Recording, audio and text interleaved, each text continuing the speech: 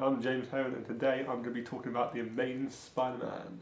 Just wanted to quick word to say there may be a few spoilers and there may be a few points that tell you a couple of things that may happen within this story. So if you don't want to know too much, I recommend you see the film first and then come in to watch this. Yeah, Spider-Man is back after 5 years.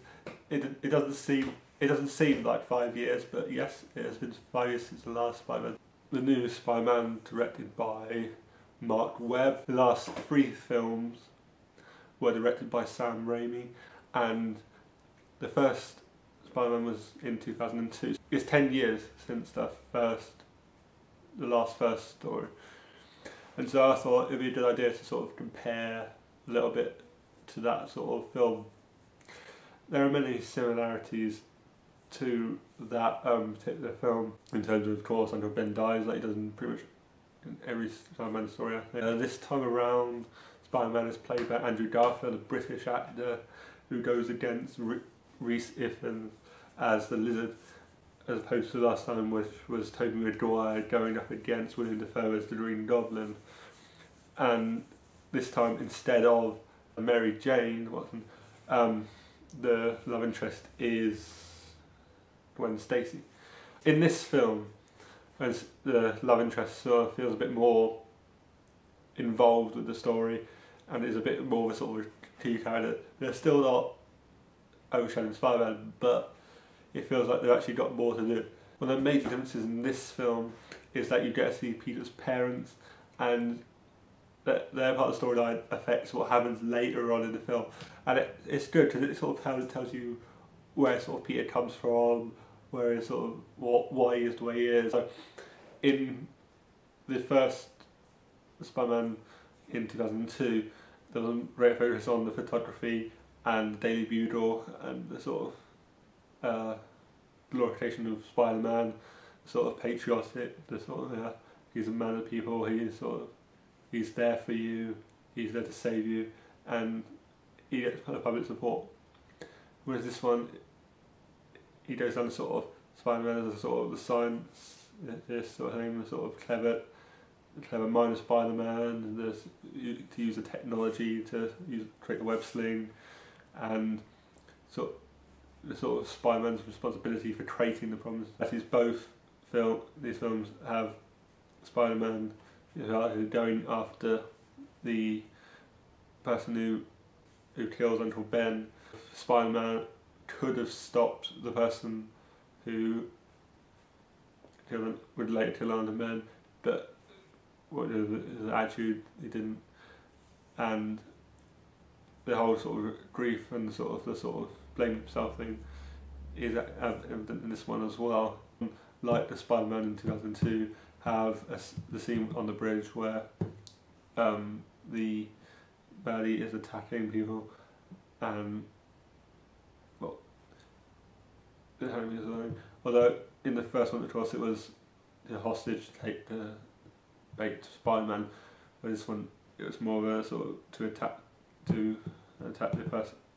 In this film, it's an important moment for Spider-Man where he sort of realises that it's not about vengeance, it's not about getting back at the people that have hurt your family, it's about saving people.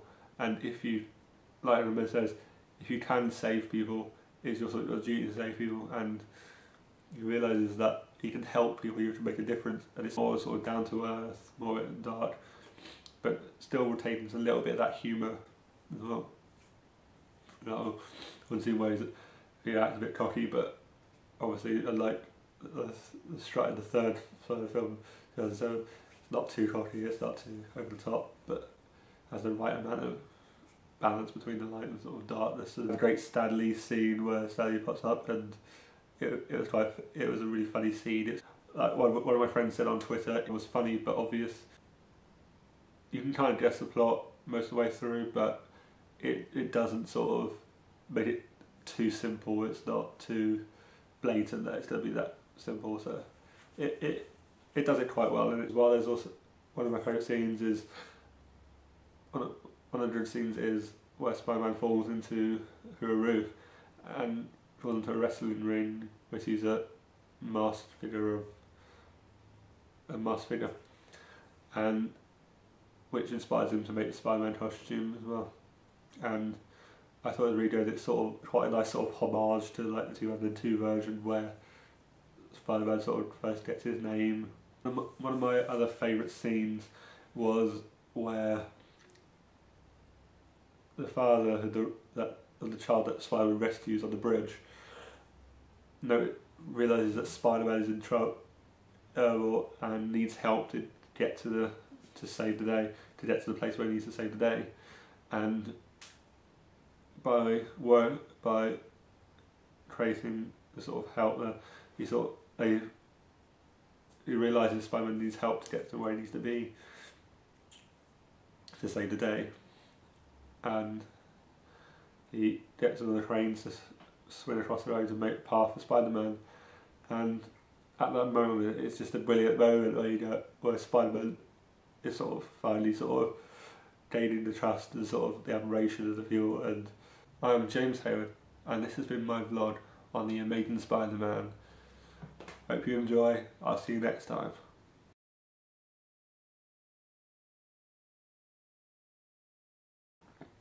The smile on your face lets me know that you need me. There's a truth in your eyes saying you'll never leave me. The touch of your hand says you'll catch me whenever I fall.